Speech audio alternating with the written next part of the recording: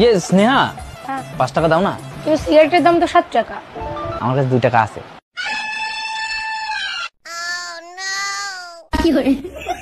কি রে, আয় নিয়ে যা, টাকা নিয়ে যা। আরে ভাই 100 কে তো পুরনো হয়ে গেল ভাই। দাঁড়া, কেক খাবি দাঁড়া। এই জন্যই মাঝে মদ খাওয়াই না। আরে কেক খা 100 কে পুরনো হয়ে গেছে ভাই। কেক খা রে, আরে কেক খা। যা গরম পড়েছে না বাবা, মারাত্মক গরম। জামাই এসেছে রে। বলছি শোনো না, ওই 13,000 টাকা দাও না, আমার একটু দরকার। আজকে 13,000, কালকে 10,000, পরশু 15,000, 1,000 টাকা নিয়ে করো কি শুনি? আরে যে আপনি আমার দিকে তাকান, আপনার মেয়ে যত 1,000 টাকা চায়, কি করে একবার জিজ্ঞেস করেন তো। মা তুই এত টাকা নিয়ে কি করিস? তুই কিসে খরচ করিস এত? তুমি যে কথা বলছো, শোনো তো দেয় নাকি টাকা?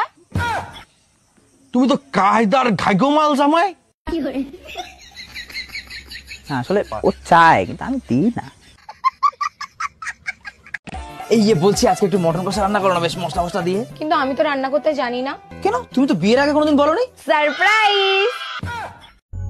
বাবা রে বাবা, পুরো কাঁচা সারপ্রাইজ।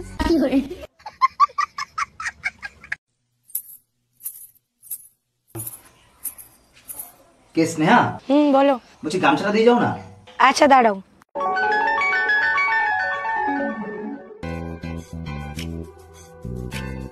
ওমা কোথায় যাচ্ছ? আপনার ছেলের গামছা দিতে। আরে গামছাটা দাও, আমি দিয়ে আসি। তুমি আমার জন্য 1 কাপ চা করো তো। আচ্ছা।